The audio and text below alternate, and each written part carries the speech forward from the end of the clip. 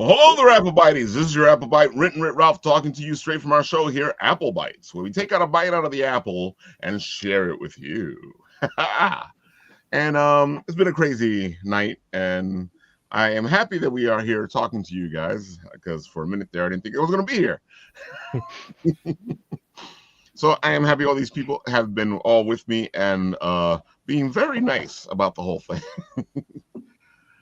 Oh my God. I got to say, this weekend we were at Kaiju Brooklyn. Kaiju Brooklyn. And Jeff, wasn't it fire?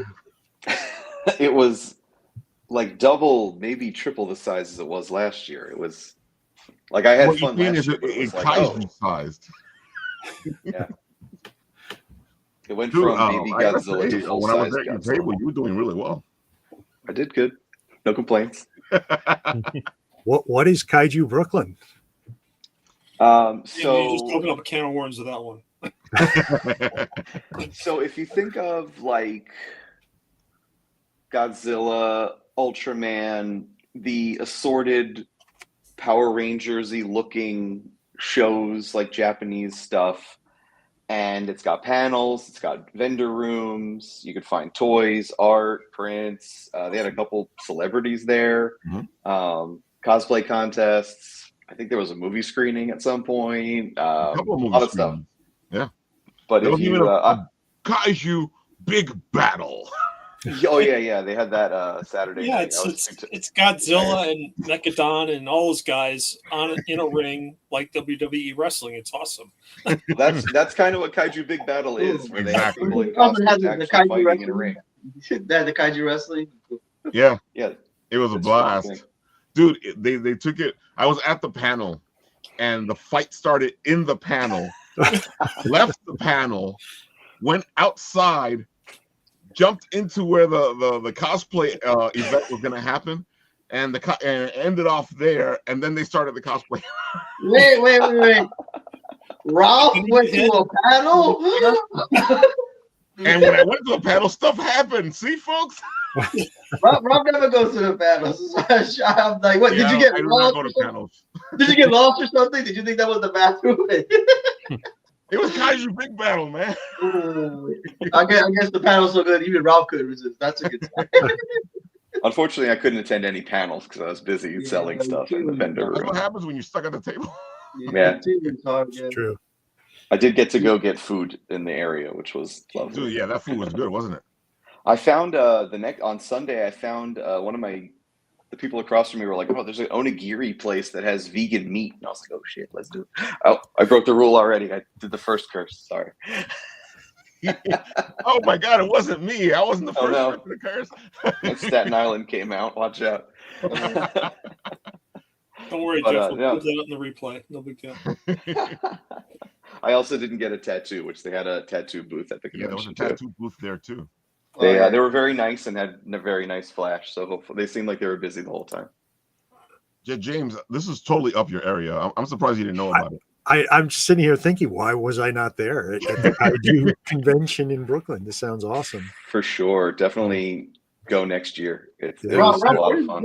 What is the other Kaiju convention? Because there's another one, right? There is another one, but it's not as big as this one, which is funny because I think the other one's been around longer.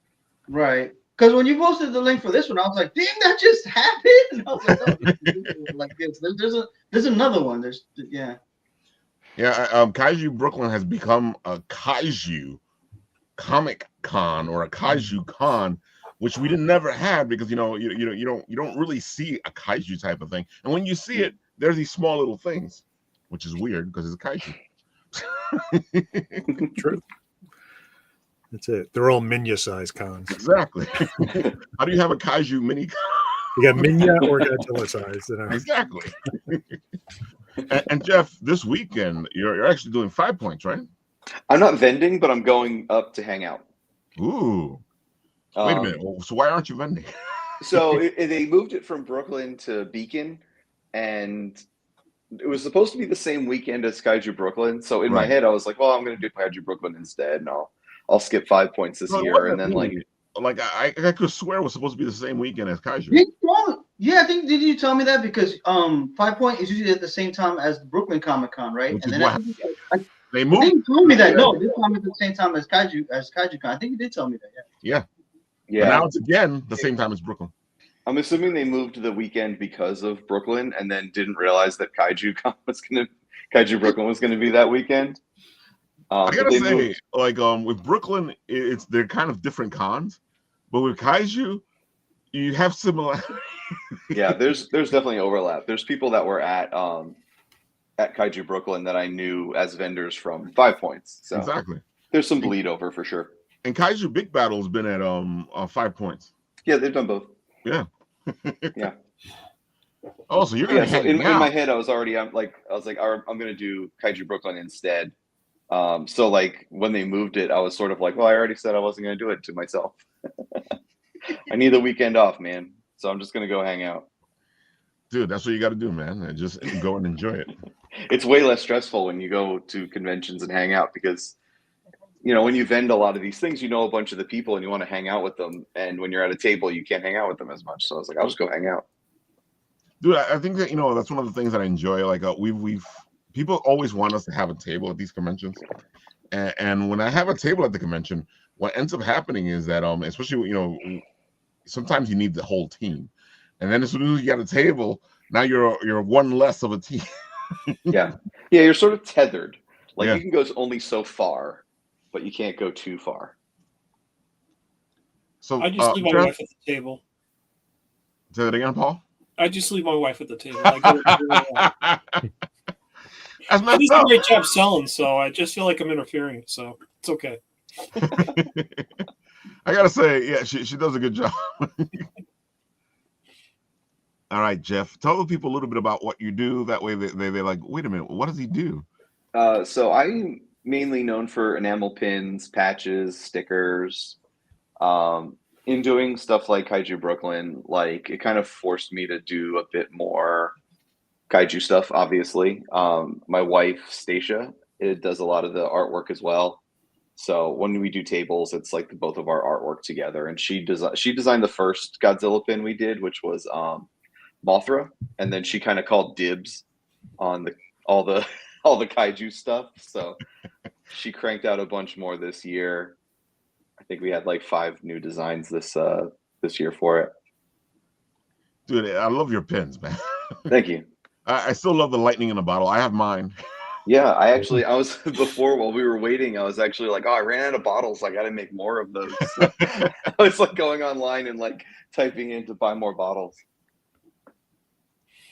Yeah, these pins are great, folks. Yeah, you want some interesting pins. This is the guy to get them from.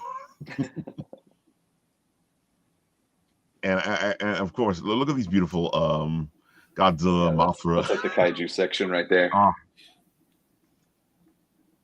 This is the one right here, folks. The Mechagodzilla. Mechagodzilla. So last year, Mechagodzilla was the big hit. This year, it was just the gray Godzilla, and Jaguar actually was a sleeper hit. Well, that actually makes sense because both Godzilla and Jet Jaguar were there. That's true. Yeah, I got a photo with them. That was a really Godzilla good was Jaguar fantastic. costume. Who won the cosplay contest? Mothra. Oh. Jet Jaguar is also going to be in the new Super Robot Wars Y, which is coming to America regularly, and you don't have to import it. So yeah, he's going to be in it. They're doing Godzilla Singular Point. So if you've seen that anime on Netflix, that's what they're putting that in. They're Super Robot Wars, but they put stuff that doesn't involve robots too much. Cowboy Bebop isn't one of the games, so gets a little crazy on that. So Jet Jaguar's in that anime. So sweet. So yeah. Something to look forward to, guys. Yeah, August 28th. So things only gonna be all this while I was there. The Charlie Brown Ghost. Yeah. Yeah. I was like, whoa, is that the Charlie Brown Ghost? Maybe. And I still love your little guy, the cat. Cat, yeah, Halloween cat.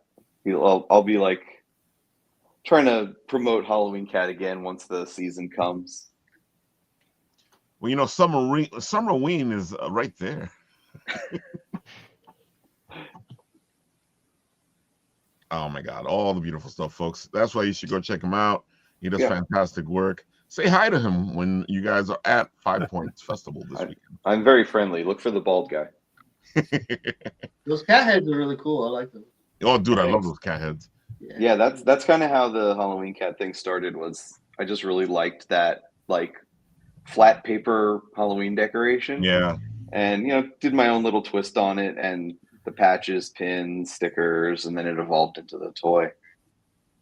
But the patches still are like very popular. Dude, your patches were jumping off that off the table. Well, we had the Godzilla patch for the first time this year, and like I think we sold like 10 of them. Nice. And these patches are big, folks. Oh yeah, it's a full back patch. It's Dude, like I love 10 that. I inches love tall. how big it is, and it's rare to see those Wow. because usually all you see is the little patches. Yeah, we started doing a few of them, and then it's kind of a gamble because they're not cheap to get made, and it's like they're big.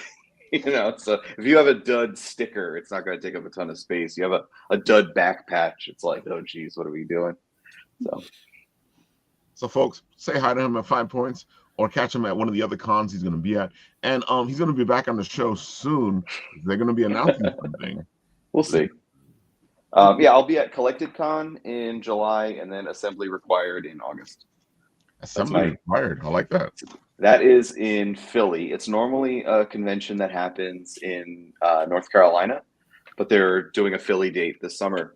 I went down to the one in North Carolina. It was awesome. It kind of focuses on a lot more like resin, like homemade toys stuff. Right. But it was really cool. So I'll be at that for sure. There you have it, folks. Now, Chris, I got to say, advertisement actually worked, and I ran into your stuff because I wasn't following you. And I was like, dude, this is interesting. The artwork caught my attention. I'm going to let you talk. Go for it. Okay. I appreciate it. And it's good to know that it worked for at least one person. I'll take it. Beggars can't be choosers. And then I feel like I know 99% of all the internet shows or whatever to promote your stuff on. And then when you reached out, I'm like, oh, I missed one. So it was cool. Good. That's always good when you catch a new one. Yeah. I was like, oh, cool. A new one. So my name is Chris. I own a independent comic book publisher named Bentbox Comics based out of Southwest Florida. I'm actually the founder, and I'm also a creator. So I have my own, stories and works that I do as well. But this is my current Kickstarter. It's for a comic book called Refuge. Chapter 1. It's the opening of the series. I love the artwork. As one of the things that caught my attention because as soon as I saw the cover, which I'll show you in a minute, that led me down the rabbit hole. And then when I saw the artwork, I was like, whoa. Yeah, no, I appreciate it. So I'm just the writer, I can barely draw a stick figure, at all. And so I fully trust and love my artists that I work with. And I've found some really talented people. So thankfully this gentleman's name's Lucas Jensen.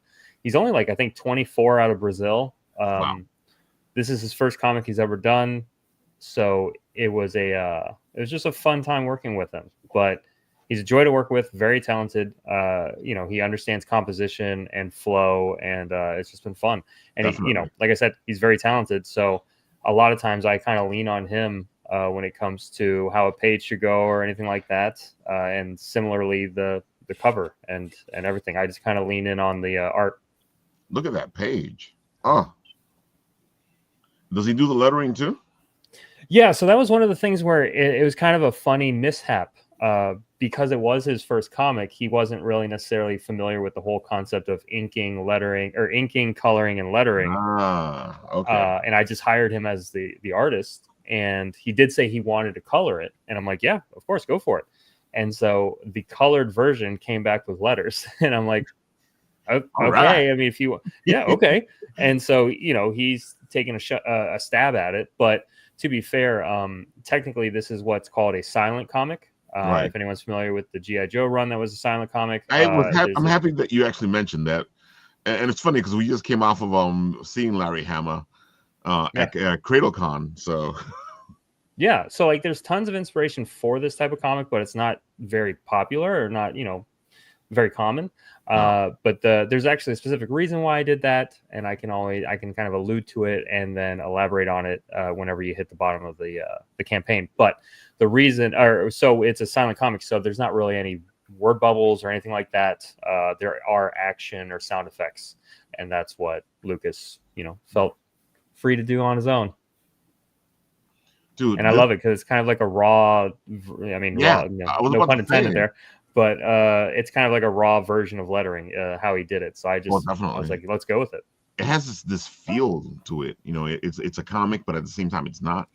It's like you're looking at art.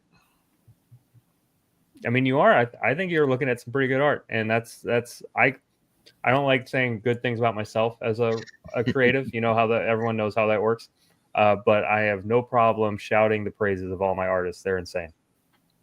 Well, it's almost more immersive because you're not reading; you're just like taking in the artwork and trying to follow the story. That's what's really cool about it, Yeah, there's actually, to your point, I recently read a book called My Neighbor Necromancer. It's another indie comic. Feel free to check it out, anybody. And I found myself going from speech bubble to speech bubble to speech bubble to speech bubble. And then I remember there was one sequence where it was very speech bubble heavy. And so obviously that's your story. Right. And next thing I know, I was like, I don't even know what happened on that page. Like I was not paying attention to any of the art. And so I had to mentally go back and go, oh, okay, that's why he was saying that to that person.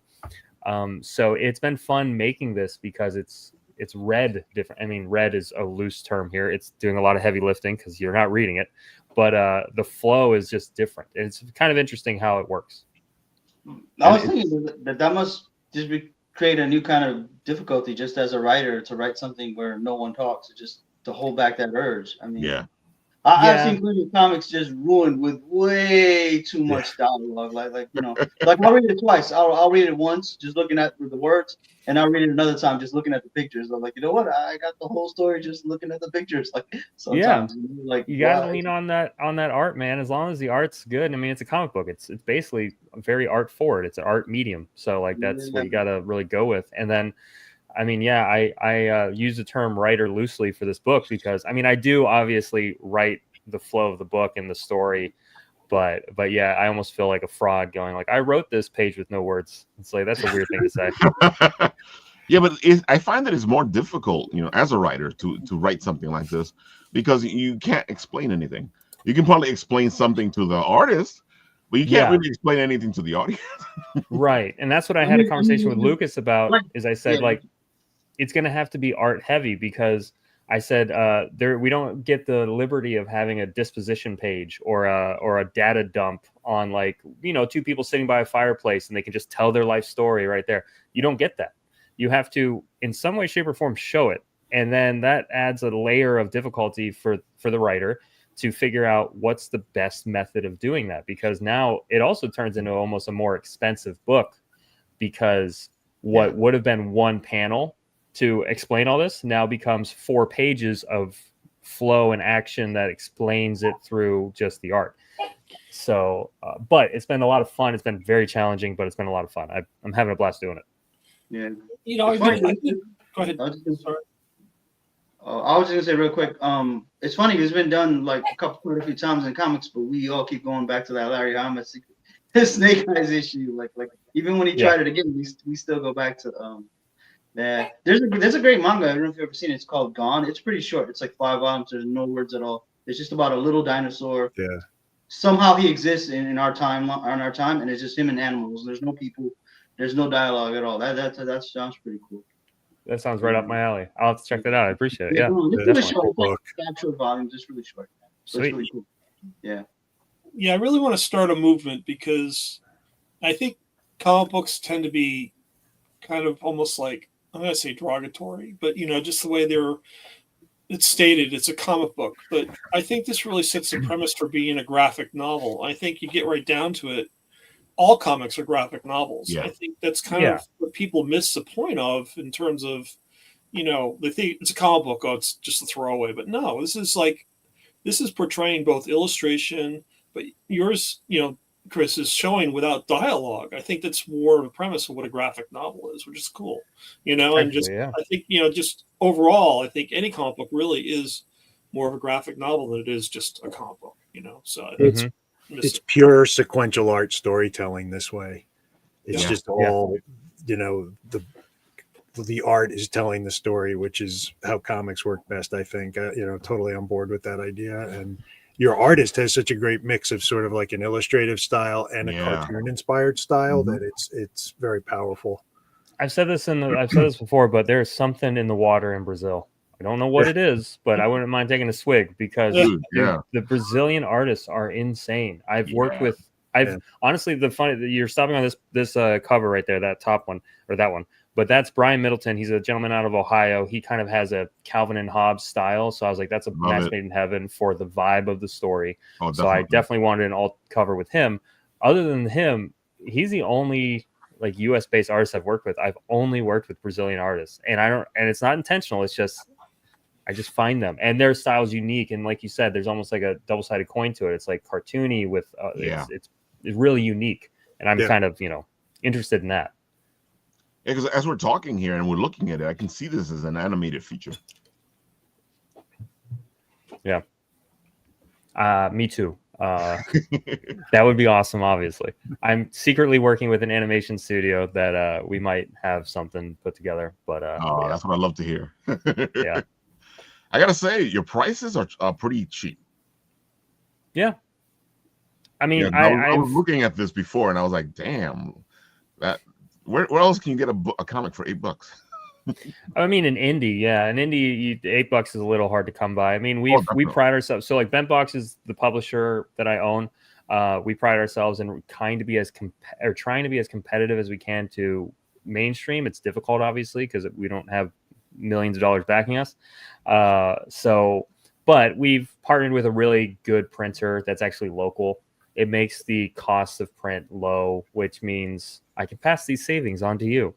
And it's just one of those things where there's no reason for me to charge $15 for this book. There just isn't. I mean, money would be the reason, which is always nice. But my honest to God goal is to have people read it and enjoy it. And it's a child's book. It's all ages. So it's meant for, all of us could read it and enjoy it while also reading it with our children.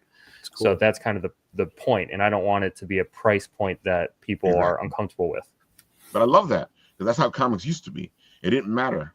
We all read it. When I was reading Fantastic Four, Spider-Man, when I was reading all those books, it was written in a way so that the adults can enjoy it and the kids can enjoy it. Yeah. And I feel like we've gone completely away from it now, and we have to make the adult comic books, and we have to make the kid comic books, and we have to make the girl comic books. Yeah. Well, the best thing is when you write in layers, like you write on one level that adults can understand, and then you write on another level that the kids can understand. That's how, that kind of that's even lost. Yeah. That's even kind of weird with a silent comic, because I'm trying to appeal to both as well. So that's another layer that I have to figure out, that artistically, how will this appeal to both? And the story needs to appeal to both. And also, to your point, I didn't want this to be a child's book. And I was like, like I wouldn't be interested in it. No, I'm very interested in the story, obviously, as a writer, but I also didn't want it to be an adult book. So it kind of follows that OG way of doing like children's storytelling. Back in the day, Disney, a parent had to die. Someone had to die in old school Disney in a child's movie. So like that was the opening scene was death. And that's not necessarily kid friendly. But it is very real world. And so that's something that I kind of took inspiration from with this, where I didn't even really do the elevator pitch. I'll do it real quick. But it's based on, or the main character is a child soldier named Pavel, who escapes a battlefield of a civil war that he was thrust into. And as he escapes it and finds a cavern on the side of a snowy mountain, he goes deeper and deeper into the darkness and is then met by a terrifying presence. So that's the thing. But all that built in, it's going to deal with heavy subjects, but it's in a way to where it could be both children, children can enjoy it and adults, hopefully. Yeah, I see you added a coloring book too. Yeah. I mean, I just thought that would be kind of cool. I've always wanted to have a coloring book with some of our books are really well done art wise, because we find the best artists we can. And I'm like, this would just be perfect for a coloring book. That's neat. Well, the other Yeah, thing so with a book like this is you don't limit your readership. I mean, people in Brazil who maybe don't read English could read this book just Definitely. as easily. Anyone can pick this up. It's a great calling card for you and the artist. Yeah, that's actually, so as soon as we hit the bottom of the goal, I'll do or the page, I'll do a quick little reasoning behind that, and you'll see why. I like this thing here. I was watching. Yeah, we got some cool stretch goals. Oh my god! And then one of those, and I'll ask if you've ever seen this before. Similar to the price point of the comic being low, 5,000 is going to be fun, nothing crazy. 8,000. My current plan for it is, and this is just because I'm an honest guy. I don't really care about like monetary ish, like how much does this cost? I'll tell you. So it cost me about $3,500 to make this book, paying the artist what he deserves. Right. Issue 2 will be around the same. If we make $8,000, there's no reason for me not to just put it in and make issue 2. So my stretch goal for 8,000 would be you get issue 2 as well. So because it's already written, the whole series is written. So that's great. I love that. I love when people do that. Yeah. So hopefully we'll get there. I don't think I'll have to worry about it, but it'd be a fun thing to worry about. I hope so. It would be a fun thing to worry about. Yeah. And that right there. So real quick, I'll mention, James, what you brought up. If you scroll up a bit to the above section, Comics for a Cause is an initiative that we decided to kind of attach ourselves to. It's something we created at Bentbox because the indie space is just kind of drama heavy. I don't know if anyone's familiar with that. So we kind of wanted to figure out a way to set ourselves apart. We decided to come up with this thing called Comics for a Cause. It's we choose specific books from our library that will go towards nonprofits and charities all around the world. But it has to obviously match the vision or the theme of the book. So Refuge, I specifically wrote it in silence because I wanted it to go towards a refugee program, a nonprofit that gave to displaced children that from war-torn countries or whatever what have you. And that was the reasoning behind it, was that a child in anywhere, Ukraine, Africa, anywhere, could pick up this book and be able to experience it just like any of us could. So that's why I'm teaming up with that, and the whole purpose behind it is to give back to a refugee program, which I partnered up with World Vision. It's a really cool organization that helps children. So nice. Dude, you're hitting all the marks here. I try. Now we just need to hit that one mark, that's the important mark, folks, which is how you guys help out. And I'm going to do that thing that I usually do, which is I'm going to take that little link up here, and because I don't want to hear my friends say, Ralph, you didn't put the link in the comments section, so I'm not going to go do nothing. I got it from the private chat. Don't worry about it, Ralph. He's on it. Yeah, folks, there you go. It is in the comment section. Go check it out. This looks fantastic. There's a bunch of reasons to support this. And I saw while I was looking through the whole thing that you all the beautiful books that you do have. So you've been busy. Yeah, we've been busy. We got about like 13 or so titles now, with many more to come the rest of the year. And I've brought on a handful. We're a publishing house, so like I'm bringing on creator-owned books. We got a bunch of books coming out this year. So obviously not weekly or monthly like the mainstream guys, but we're figuring out a way to at least bring something like once a month. It's just our way of kind of doing it as an indie. So let's say somebody out there wants to join your publishing company. What do they got to do? So you can email me at chris.o'hara@bentboxcomics.com. You can go to www.bentboxcomics. Bentbox Comics everywhere. Thankfully, it was not taken. It's one of those beautiful moments in life where it's very rare. But so anything, Blue Sky, Instagram, Twitter, X, whatever you want to call it. And if you DM me, I'll be able to just be like, hey, what's up? I'm the face and the voice of the company. So if you reach out, it's going to be me. Sorry. But if you have any questions or anything, feel free to reach out. I'm always down to talk. There you have it, folks. Go check them out. And I put it in the comments there so you guys can go do that easily. And I don't have to hear. Thank you. Vincent, I have to say, I was watching your videos for the D&D stuff. And then I had two friends, not one, but two friends, sending me it, going, "Dude, you gotta check out these books." And I was like, "Whoa!" And that's when I hit you up. I was like, I gotta bring them on the show, and I gotta talk to them. So why don't you tell the people a bit about yourself and all the stuff that you do? Go for it. Go.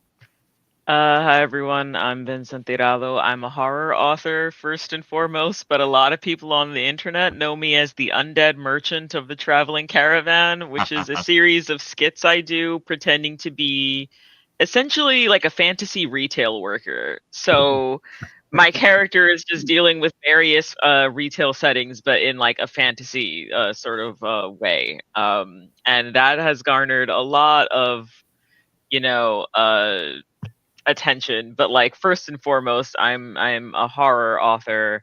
I've got 3 books out so far. So my very first one was called Burn Down, Rise Up, and it is set in the Bronx actually. It was inspired sort of by like the genre of creepypasta stories. Because I'm a huge fan of creepypasta stories, and essentially in this book, a teenage girl has to play a creepypasta game on the subway at 3 a.m. in order to travel to like this hellish underworld and find her missing friend. I've been told by many people that after reading this, they've been too afraid to ride the subway. And to that, I say, I'm sorry. That was not my. I was truly having fun when I was writing this. I was goofing around. I was having a good time.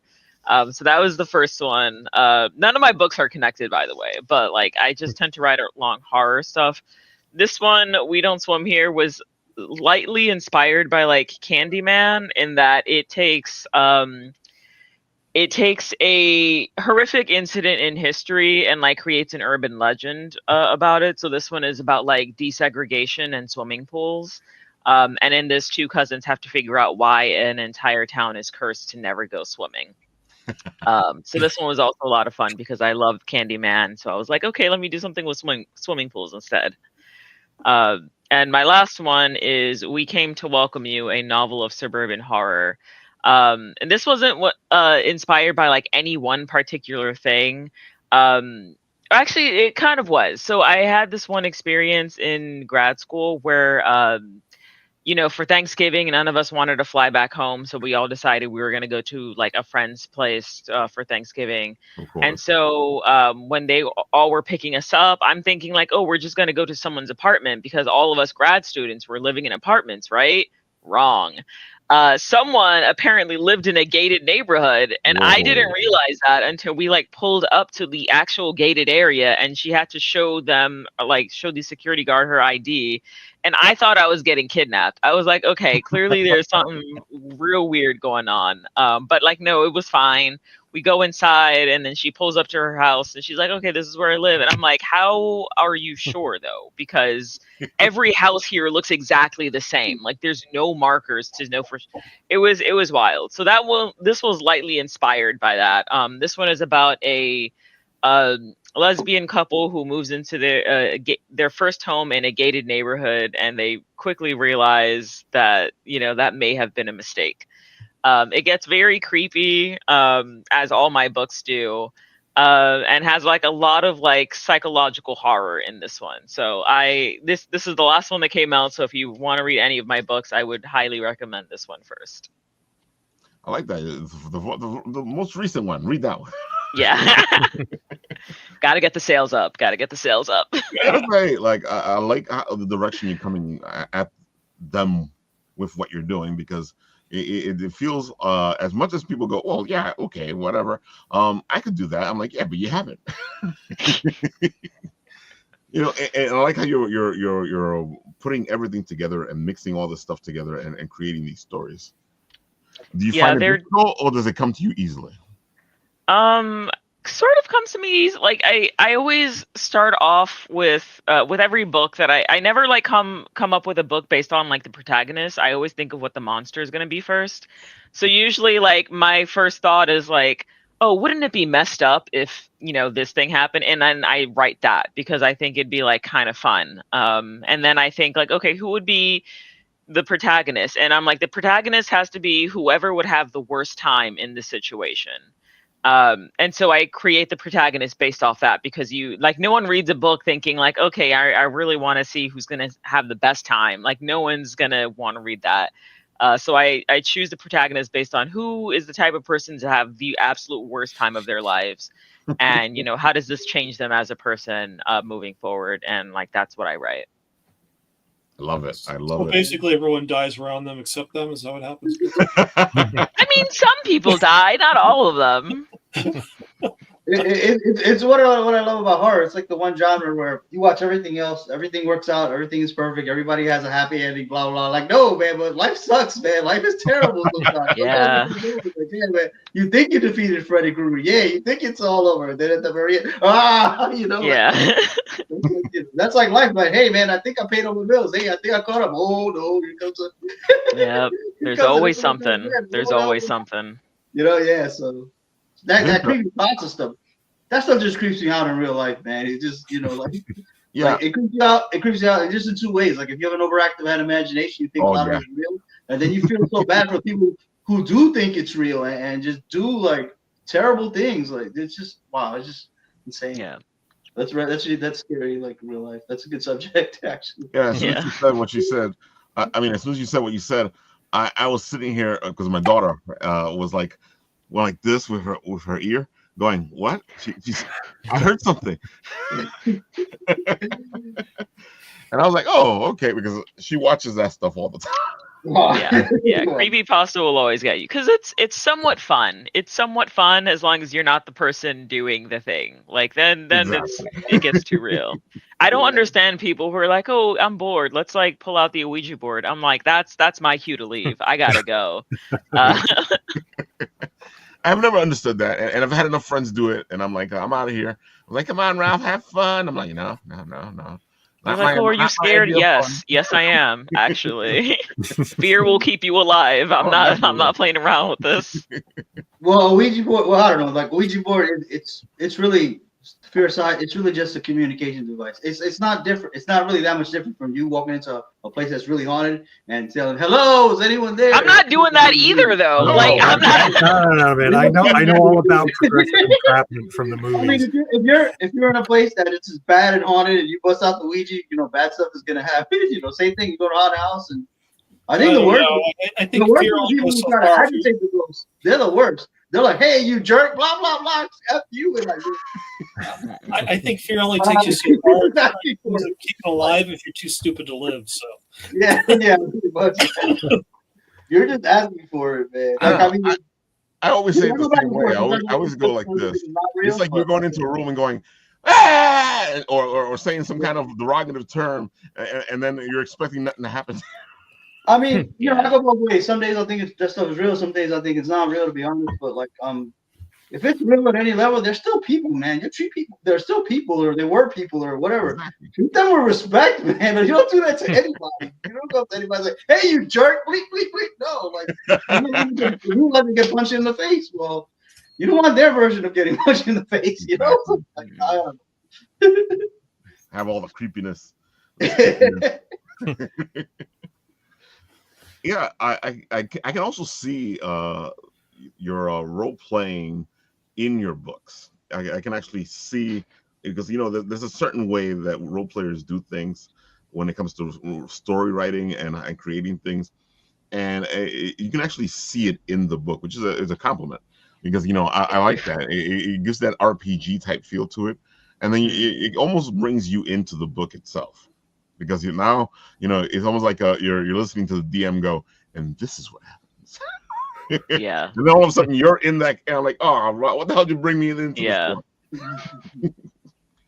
Do you find that that all comes across in your writing at all times? Honestly, well, because I started writing before I did the skits, like I never thought of it that way. Like the skits came about like literally in the last couple of months. Like I just started making those skits because I saw other like you know, D&D TikTokers like doing their version of the skits, and I saw a lot of them were always like they're the adventurers, so like they're role playing as like the Exactly. wizard or like the barbarian or whatever. And I was like, it'd be fun if I was like the NPC merchant that like has to deal with all these events. Like that was like my take on it, because when I DM, my favorite characters are always like the NPCs. Because I like to kind of fill in the world, Right. and that's like my way of doing it. I think the only way it shows up in my books though is like I tend to use the setting as like an extra character. So Exactly like what I that mean. definitely comes across in my books a lot. That's exactly what I mean. Yeah. Because and you get that feeling, and you feel like you're there, and, Yeah. and now all of a sudden you're like, I don't think I want to be here. Yeah. Oh man, I love what you're doing. Keep up the good work. It's just amazing. Let me show off your site here, because I had it up. But then you were showing off the books. I was like, oh wait, hold on, I'll put you up. Yeah, no, that's like you can find all my books on there. Events I'll be at, whatever you need from me will be on the site. It looks like it's a little bit of fun. Yeah. Definitely. I love a cat, good skeleton, Yep. and a lot of books. And if they're looking for you elsewhere, like TikTok and Instagram and all that, where can they find you? Oh geez, that's a good question. I mean, so IG, you see the top left corner, that icon there, that'll take you straight to my Instagram. Top left, all the Over way here. to There you yeah, go. yeah. So that one's for Instagram. The other icon is like for my Blue Sky. Oh, cool. Yeah, TikTok should be like the same handle as like Instagram. So yeah, it'll just be the same You made handle. it easy. Yeah, I try to make it easy for everyone. And I gotta say, with a name like that, because after I found you, I couldn't lose you, so I was like, okay, this is cool, and which is good for me, because I tend to lose track of people. Yeah. And I'm like, oh, this is an easy name. I can find this. Yeah. There we go. And I'm gonna put it there in the comment section so you guys can go check it out. And dude, you guys got to check out these books. and of course, let's continue the horror. And James Chambers, Hello. horror man himself. Go for it. Yeah, I write a lot of horror as well. I write a lot of other genres too, some science fiction, some crime, some steampunk and things. I write comics and graphic novels. I won a Bram Stoker Award along the way for an original graphic novel, Kolchak the Night Stalker, The Forgotten War of Edgar Allan Poe, which was a lot of fun to write. And these are some of my more recent books. On the Night Border and On the Hierophant Road are collections that were published by Raw Dog Screaming Press. And Under Twin Suns over on the left there is one of the most recent anthologies I edited. That was for Hippocampus Press, and it was all stories inspired by the King in Yellow mythos, the Yellow Sign and Carcosa from Robert W. Chambers stories. And I write a lot of cosmic horror. My most recent collection is called A Bright and Beautiful Eternal World, and that came out from Weird House Press not too long ago. And along the way, I try to keep my hand in some comics projects. I did a lot of comics in the what now seem like the dark ages back in the 90s.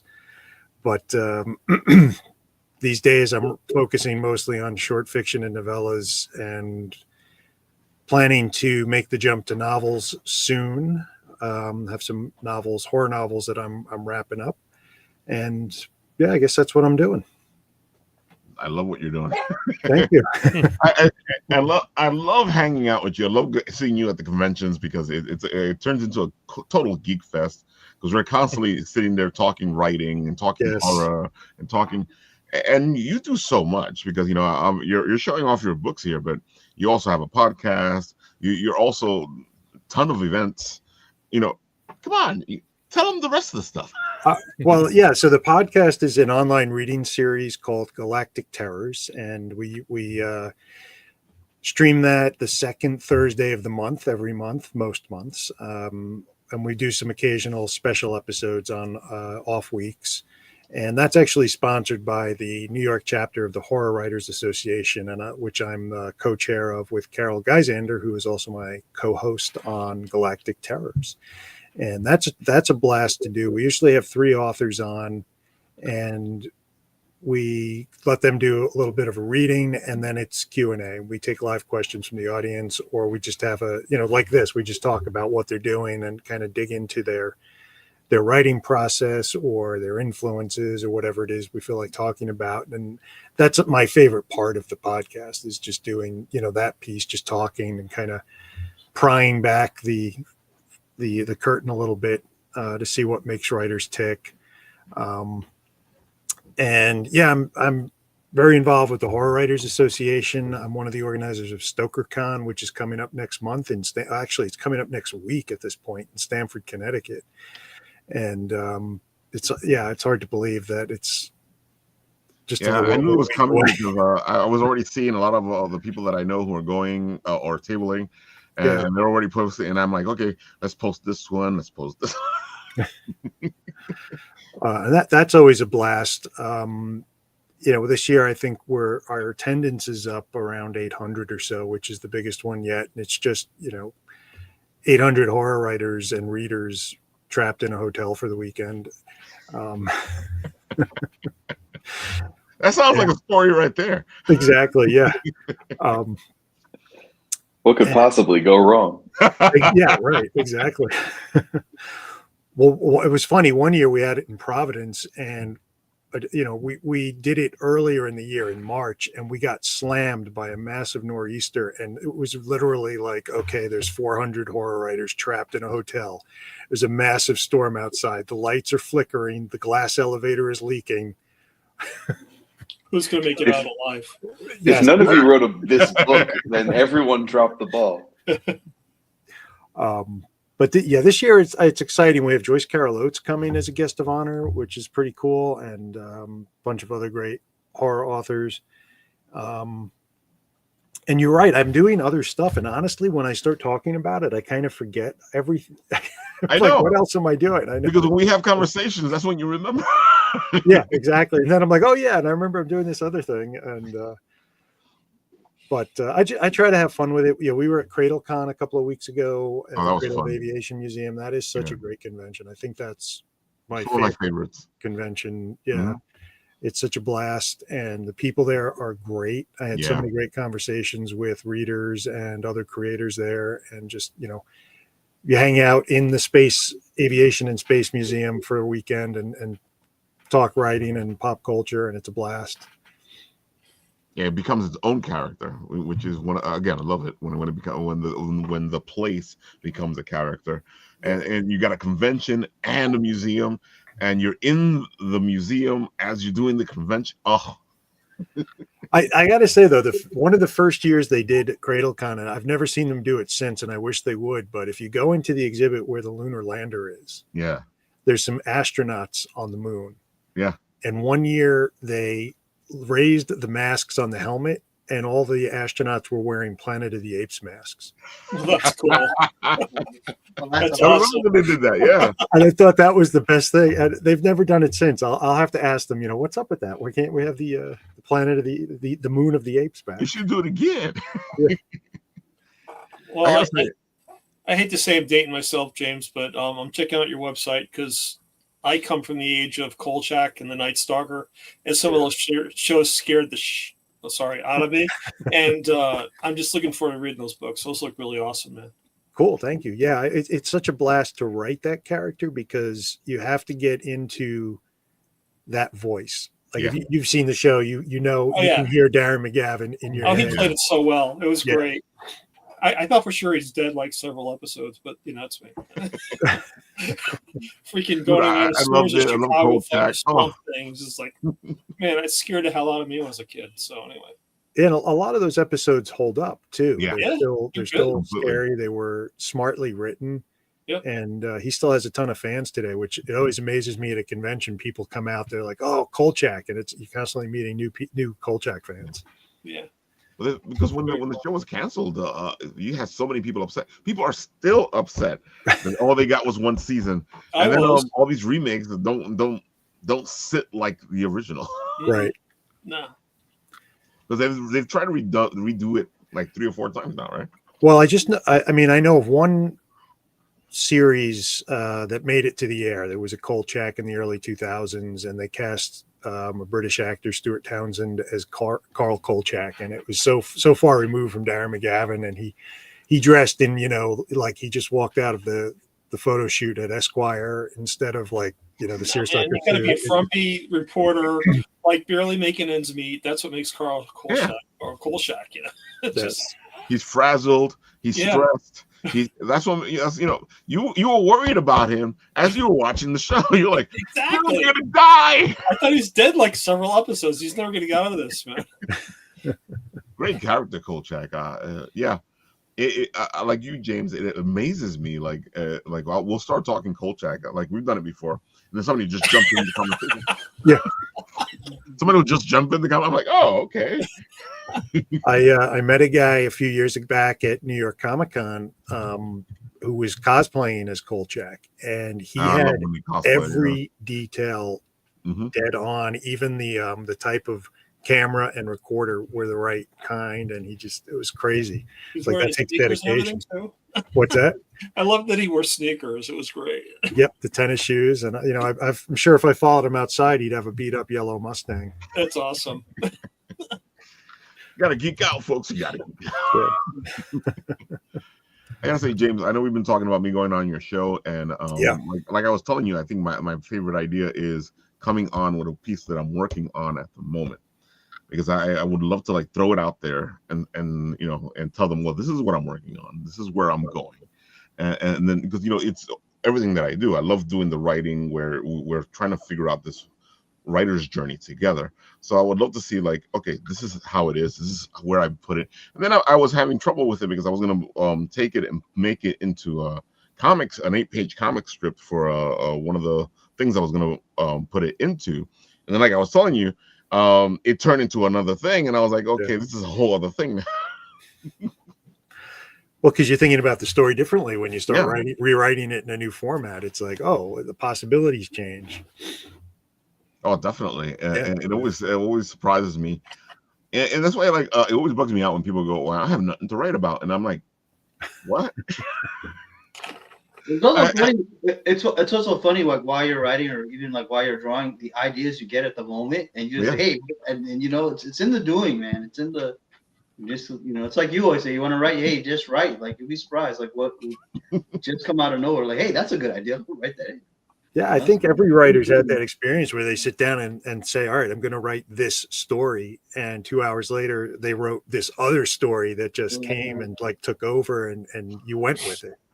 You never know. Well, my favorite thing, where one of the characters will tell you, no, I wouldn't do that. I would do this. And then you just go off in a whole other direction.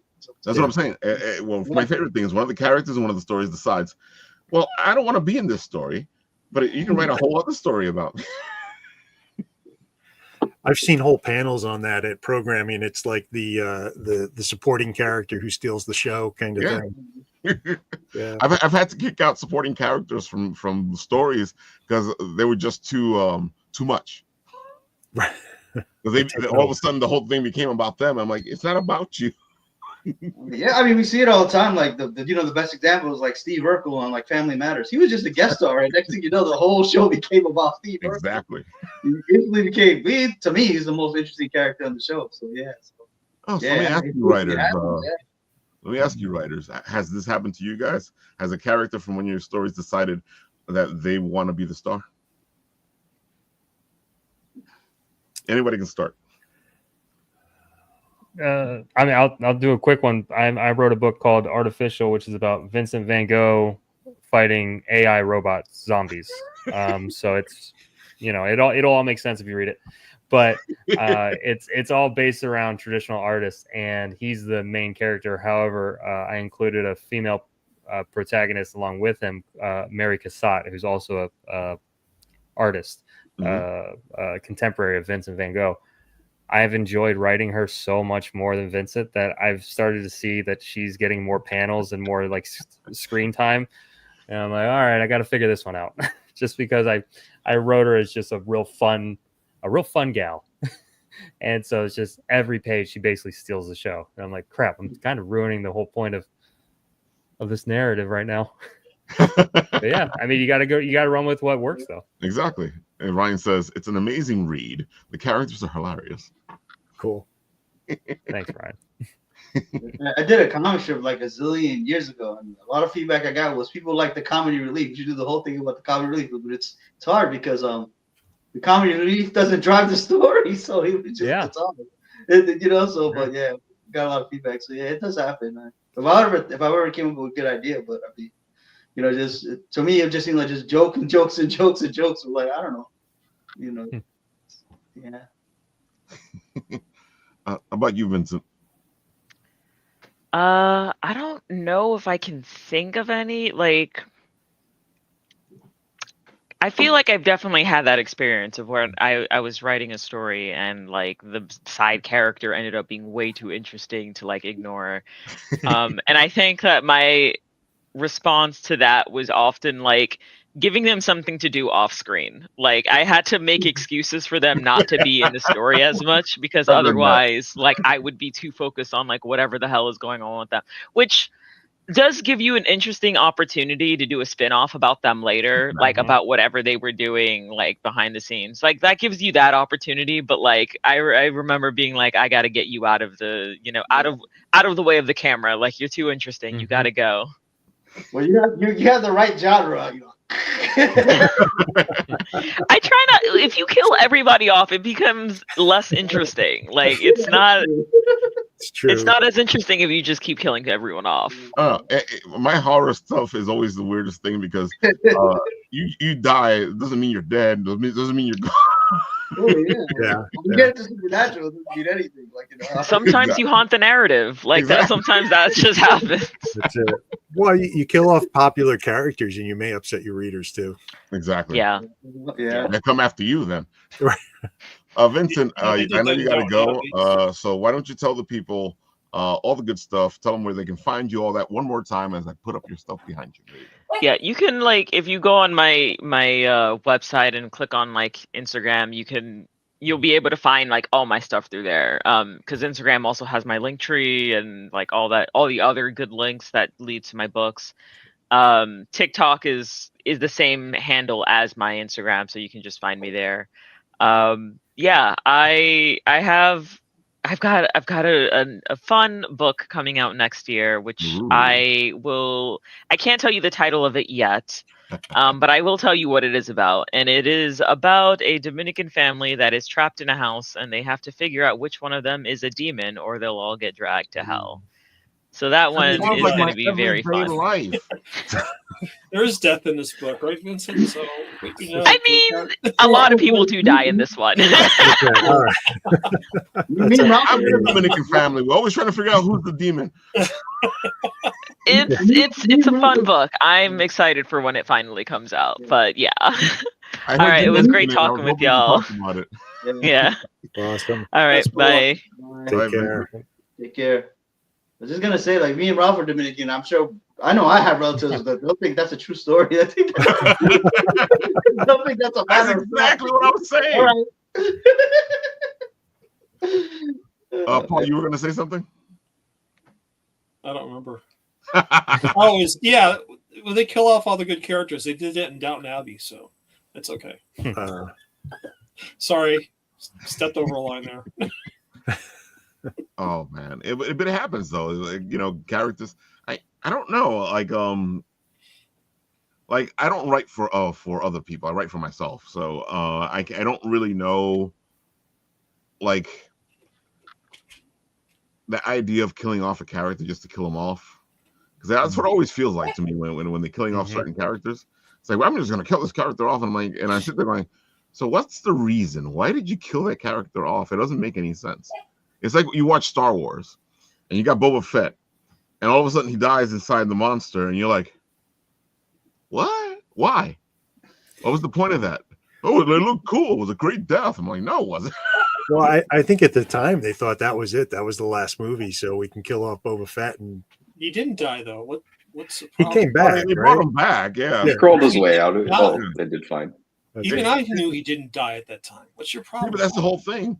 Like, that was the rumor for a long time. We knew that he didn't die, and they did their version of the story on how he didn't die. And I was like, okay, it's like Mace Windu. I know he ain't dead. No, he did not die. He lost his there. hand. Mace did not die Yeah. there. Sorry, totally geeking now. That's all right. Mace did not die there. And you He's sit not there going going, out like that. how many It's other all Jedi's therapy have anyway. fallen off like he did and not died? And then you got people going, but no. If this happened and this happened to him, he should be dead. I'm like, no, dude. Luke fell down that Exactly. chasm. And they're not even talking about Darth Maul, who got sliced in half and He's still fell. alive. Yeah. Yeah, came back. Yeah, that was that seemed a little inconceivable to me, but if Darth can do it, then I think Mace can do it, so we're good. Yeah. See, folks, we just geek out here. Yeah, remember when I saw Darth Maul, I'm like, Rogue One. It's like, yeah, I know the Clone Wars stuff counts, but it counts. Yeah. Oh, it's super counted. I still think my most favorite duel is the one in Rebels where him and Oh Obi-Wan- yeah, it was great. Yeah, that was a fantastic It was so duel. good. All Spoilers, samurai. jeez. Oh.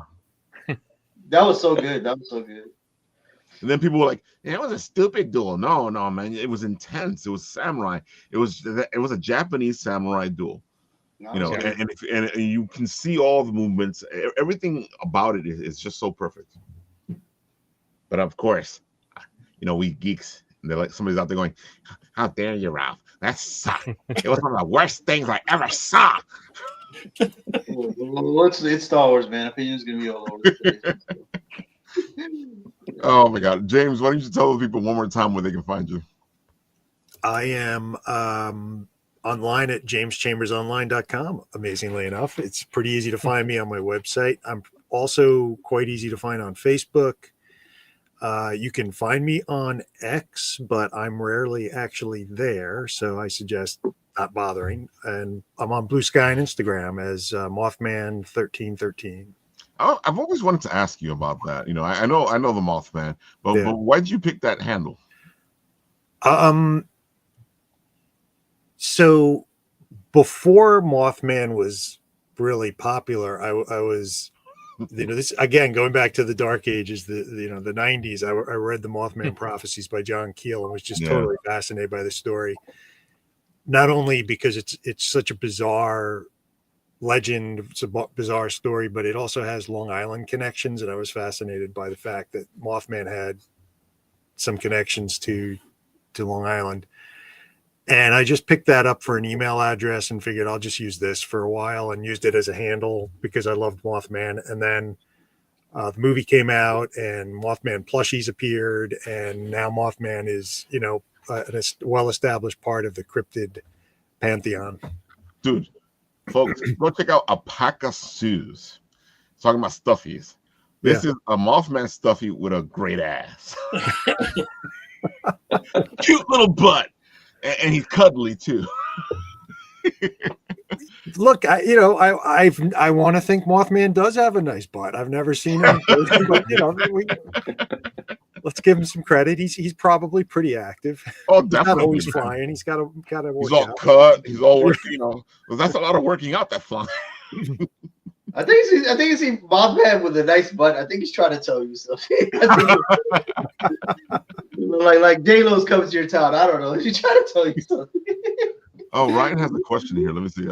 Question for Chris. When you talk about writing more about her character, her stealing the story, do you think you will do a side story or comic that shows her as the main character with her own life? Probably not. Never say never, but that's Mary Cassatt, who she's just awesome. Probably not. Now that said, I do plan some additional storylines after I wrap up the artificial storyline that she'll still be involved in, and I think it's just one of those characters where she's just naturally just going to steal the spotlight. I can't, even as the author, I can't really help it. It's just because that's her personality. So anyway, probably not, but you'll see a lot of her for sure. It happens, folks. It happens. Yeah. I'm working on one right now. Also, for publishers and authors on the panel, I love to hear about the process, struggle of finding artists that line up with your vision and stories. How do you determine that specific style that, meets your standards when you're in the middle of the writing process? Good question. Anybody want to go first?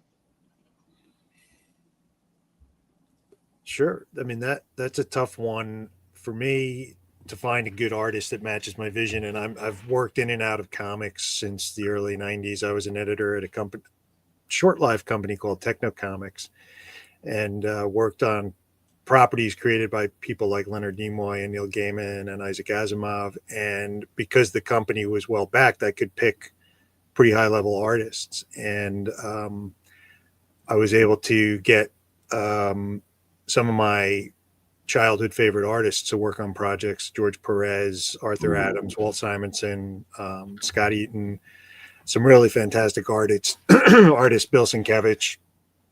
And I kind of spoiled me, because after I left there and went sort of independent and writing for smaller publishers or doing self-published projects, it was harder to find an artist whose work fit the vision and who could do reliable work for less financial reward, which is kind of the reality doing self-published comics in the 90s especially, and now I think Kickstarter is amazing. It's a great way to get good artists and pay them what they deserve for their work. But I have a long running project I'm trying to advance that I've been working with an artist, not from Brazil, but from Argentina. And I met him by writing that Kolchak graphic novel. And the publisher, Moonstone Books, sent me a bunch of art samples to say, who do you think would be a good fit? And he was one that I thought was one of the strongest artists. And we wound up hitting it off. So I felt like, okay, here's somebody who I love the way he interprets what I write in the script. And so I want to do more with him. That's important too. Yeah. Chris? I mean, so I call it hunting. I go hunting a lot. I'm on basically every single social media platform I can be, and 99% of the people I follow are artists. And it's just, I love art in general. And I'm super attracted to unique styles. There's been multiple times where I've didn't know. I'll start real fast. Does anyone know what aphantasia is? Cool. Hey everybody, welcome to the class. So aphantasia, it'll be quick. Aphantasia is you can't mentally picture things in your head. Like when you close your eyes, you have no mind's eye. Like you can't see an That's apple. why we don't know what it is. Yeah, exactly. So you guys are all normal, and I'm the weird one. So I used to think it was just normal. I have aphantasia, which means like when I close my eyes, I have no mental picture. I just can't visualize things in my head. It kind of sucks, but I didn't know anything different. So that said, I sometimes don't know what the style is that I want. I know my book. I know the vibe that I'm going for, if you want to use those kind of terms. But a lot of times I'll just see I'll see someone's Pikachu art, that they did, or some kind of like The Walking Dead like homage or something, and I'll be like, this is amazing. This style is that's it. That's the style I want. And then I reach out, and so that's me hunting. But that's because I typically because that means that you're hitting it like dead on. Dude, this book is like hitting it dead on. You got the right guy, you got the right feel, and you got your whole story just comes alive with this guy. I appreciate it. Yeah, I mean, I trust my gut. I honestly, once again, creators do not brag very much about themselves, but I think the one thing I know is when someone else has talent. I know when they have talent, and that typically is with artists. So I can tell, like, okay, this guy, it's going to be a good match, and I think it's going to help the story. So, but yeah, I don't know how to look for a specific style. I just know when I see it, I see it. That's the way it is. And Yeah. it's funny because I read Dirk Manning's book Right or Wrong, and I didn't realize the relationship between the artist and the writer and how important it was until I read that whole thing on writing, and the fact that what you guys are talking about there, you have to make sure, because I think a lot of people have that same thought that I had when I was younger, which is you just hire an artist, but that's not what it is, because that's just going to get you in trouble. Mm-hmm. You need to hire the right artist for you, and it's not just any artist. It's the right one that's going to help you accomplish what you're envisioning in your head, because not everybody's going to do it. Yep. Yeah. And I mean, it's hard too, because, and I don't want to be negative, but there's a certain portion of the artist population that's prone to flaking out and missing deadlines and things like that. And That's the majority of creators at Marvel and DC, isn't it? what's that? That's the majority of creators at Marvel and DC. They'll get like 5 issues into a 12-issue series, and then it disappears for a year and a half. That's right. Yeah, it's puzzling, but yeah, I mean, there's like a whole layer of logistics to putting comics together that the reader hopefully never sees, and it's all the trafficking of materials and the scheduling and all the production stuff. Chris, you must be in like the thick of that as a publisher. I love it.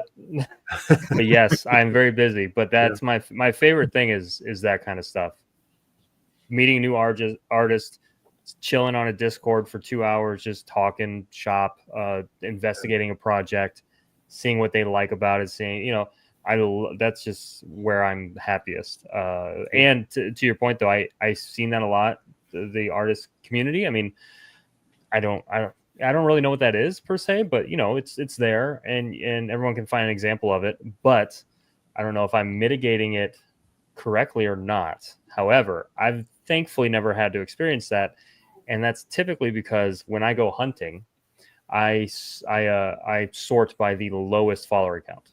I want to find Lucas Jensen from Brazil, who's never worked on a comic before, but has a freaking amazing style and knows what he's doing, and or has the potential. I see the potential. I'd much rather work with him, no offense, than a lot of the, already made artists. It's a more fun collaborative endeavor. When we kind of can just sit down, because to be honest, I've only made 3 comics, so it's not like I know what I'm doing. I think I'm figuring it out, but otherwise, it's a way to where we can kind of just hang out and grow together under a IP or a project, and you kind of don't have any baggage. But then again, you don't really necessarily have any guarantee that they're going to do a good job or that they have any idea what they're doing. So maybe there's a lot of trust involved there, but like, yeah, with this is his first comic, and it was just one where I was like, oh, he knows art, he knows form, he knows composition, he knows. I think if we sit down in a room together, we could make a cool comic, and that's basically how it. That is exactly what happened. Yeah, and tell the people what this is so they can go check it out. I appreciate the secondary shout out. So this is Refuge Chapter 1. It's my all ages action adventure series. This is the opening chapter to it. It follows a child soldier named Pavel as he escapes the cruelties of war, and he goes deeper and deeper into a dark cave, only to find a terrifying presence. So it's a children's book at heart, or all ages is honestly the true way I want to view it, because I want it to be something James can read, I can read to my kid, and they'll both enjoy it. So it's true all ages. That said, it's also going to hit some serious themes. I'm enjoying sounds wrong to say that, but I'm enjoying the idea of messing around with like PTSD, how a child would view that, and then how would you work through that with a child, and all these different things. That it's very heavy subject matter, but kind of rolled up into a hopefully palpable experience that could be gone through by an adult or a child. Love it. You know what, folks? Let's go to the videotape. Yeah.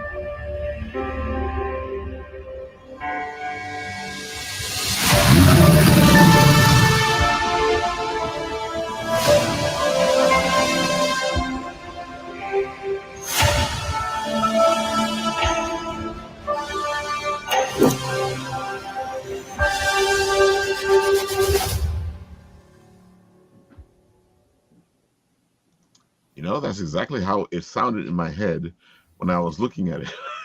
Very cool. Cool. Those are Oh. already. Yeah. Yes. Nice. I like the snow. I- That was cool. I appreciate it. Yeah, that was a lot of fun to do. I'm, you know, I enjoy video editing and everything. I do a lot of graphic design work, so that was just fun to do. I'm very happy with it. We'll say that. You captured the soul of the book. Good. I appreciate it, guys. Stop. Hey, let's chill out. Calm down, guys. Come on. Enough of it. Stop it. All right, so Jeff, one more time, tell the people all the beautiful stuff, Jeff. So bxebuttons.com will link to our Etsy store. You can follow us at bxebuttons x Station Made on Instagram. You can follow me personally at Bleeding Edges. You'll see less pin stuff, probably more toy related stuff or music related. Got some toy stuff in the works. Everything was kind of put on hold for a little bit due to not really being able to plan with tariff situations, and you know, so I don't know. We're gonna play it loose this year. Come on, folks. You know you want that cat loaf. Look at it. Look at it. Yeah, there's a slight cat loaf announcement that came this past week where we're going to be developing it as a blind box toy. There'll be a Kickstarter in January, but it's at the factory for quotes, and we'll see what happens. Yeah, folks, you want one of these cat loaves. And then now it's a blind box with different cat loaves. Ooh, look at that. Wait, I'll put you up. Hold on. It's like too bright. There we go. I feel like Cat Loaf has an interesting backstory. I love the eyes. You were saying, James? Oh, I feel like Cat Loaf has to have an interesting backstory. It's a loaf of bread that's a cat. I'm not the writer here, guys. You're the writer. I'm the artist, man. Is that a challenge to us writers? I'll make a comic book right now. Don't worry. I'll figure it out. Clearly, that's a writer's thing, and I am an artist. I just realized that you have this hot pizza to go. Mm. Oh yeah, hot to go. It glows in the dark too. Oh, you're just talking my language. Big Chapel Roan fan, so it's like a nod to her. Yeah. Did you have this at the table? I didn't see it. I don't remember if I brought that one. I only brought 3 pin boards instead of the usual 4. Okay. So that might have. Because I know I would have bought the pizza right away because I always buy the pizza. It's just my name. My name is involved in it. Raphael. Okay. Woo. Paul, why don't you tell the people all the beautiful stuff about what you do since you've been here being patient and guest hosting? Thanks, Raphael. So Time Enforcers is a role-playing video game, interactive digital comic that makes learning history fun. So this idea came to me during the COVID experience and kids learning virtually and how a great experience that was for them. So I really wanted to make an opportunity for kids to really jump into history and like it. So that's what Time Enforcers came to be about. Basically, we have the Galactic Space Time Consortium headed by H.G. Wells and C.T. Huygens, who tap time enforcers across different eras to solve mysteries that are happening in the timeline. And what's happening is basically we have this evil guy named Chronolith who is looking to take over all manner of time, space, and reality, and it's up to time enforcers to stop him. So the first episode is out on Android, iOS, Mac, and PC. You can get it from any of the stores except Google Play, and have fun for like an hour or so playing this game. It's set up to be like a storybook. We have an interactive table of contents as you go through the game. You can stop anytime and then come back and play where you left off. And it's been a project of from the heart for me. This is something I want to do for a long time, and I'm glad to see it finally came to life. And episode 1, I said, is in the can. We're now currently working on episode 2. Episode 1 is dealing with feudal Japan, so you learn about some history about feudal Japan as you go through the game. But with episode 2, we're going to be focusing on Amelia Earhart and her history and background. We've also developed a couple characters for episode 2 that are going to be included. One is Togo, who is the sled dog that ran the Serum Run in 1925. He's going to have an adaptive microphone attached to his head so he can bark in English, which is kind of cool. And then we got a new character called Detective Nico Time, who's going to be voiced by our one and only Rafael Torres, and he's going to be doing the voice for that character very soon as I get the animations done. But the whole point is this is meant to be a lot of fun. It's meant to get kids interested in learning history so they can go off on their own and hopefully find out about things that really perk their interest in curiosity. And that's why in the game we offer all the sources that we went to research these facts and figures about the characters that we mentioned in the game itself. So it's been a lot of fun for me, and I hopefully continue to pump up more episodes and get this thing expanded even further. So You heard him, Gumshoes. Go solve the mystery. Oh yeah, well, if you're going to bring it up, then I'll bring it up. So, one of Detective Nicholas Time thing is he's based off the film noir characters from like the C.M. Spade and Philip Marlowe's of the 30s and 40s. So of course he's going to be in grayscale. So, which is kind of cool. So anything he touches that's full color is going to turn to grayscale, which is neat. But he has this great device called the Gumshoe Debilitator. Basically, it's a magnifying glass that blops out loads of bubble gum at the enemies to essentially stop them in their tracks. So it's really a lot of fun, and I like coming up with ideas for weapons that aren't so violent looking. So it's meant to be a kid's game for like 9 to 11, but I've been playing it for like the last 2 years and I still like it, so I'm good with it. Hopefully adults will like it too. So Just fair warning. Just watch out working with that Rafael Tavares guy. I hear he's quite a diva, man. So just no, it's okay. I know how to keep it. These meddlesome artist creator types. I know how to keep them in line. I was an art director a long time ago. I know how to make deadlines, so don't worry about it. All right. Like what Ryan says over here, you can't kill the only purple lightsaber in the entire story. My God. I agree. I mean, it would be like no Jedis left, but we're at a point where like, yeah, there's a lot of Jedis running around anyway.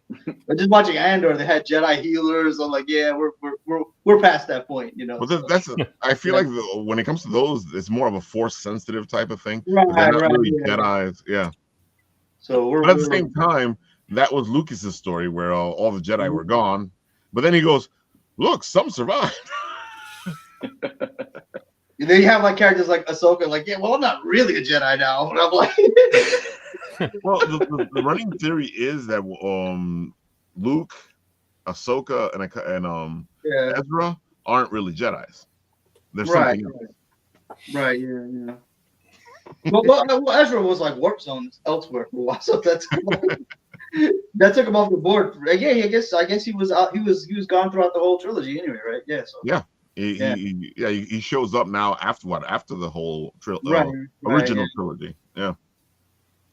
All right, folks. I hope you have had a lot of fun here, hanging out with all these people, doing all this geek stuff, and of course, we're gonna bring them all back because we like them, and it was a great geek conversation, and we like talking writing and being creative and having fun.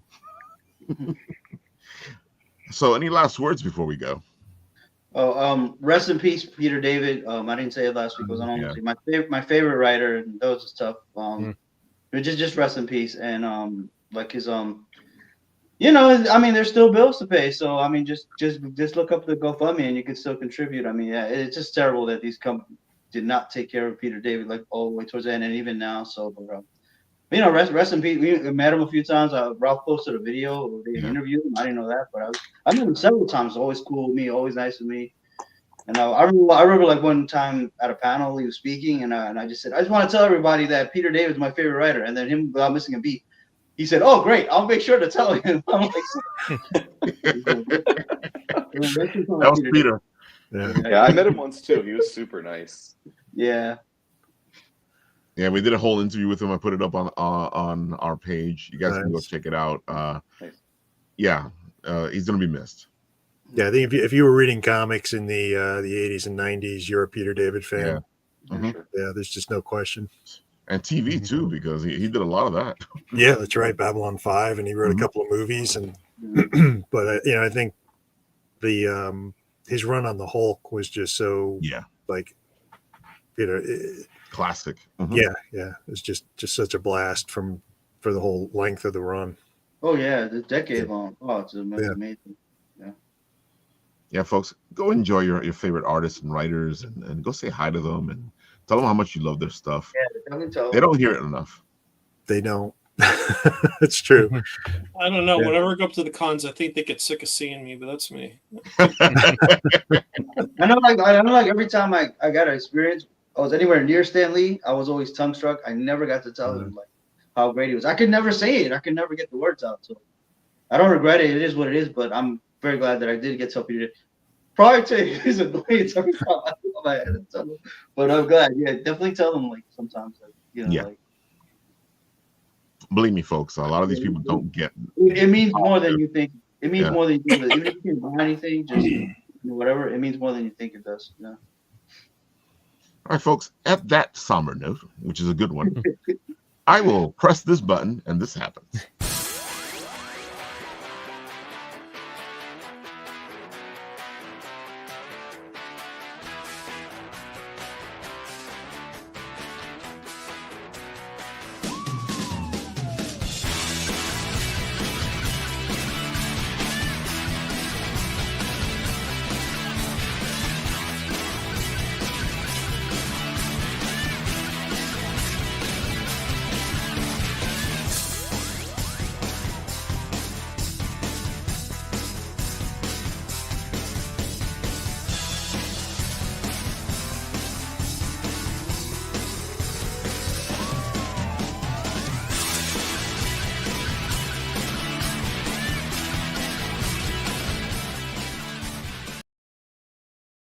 All right, gumshoes and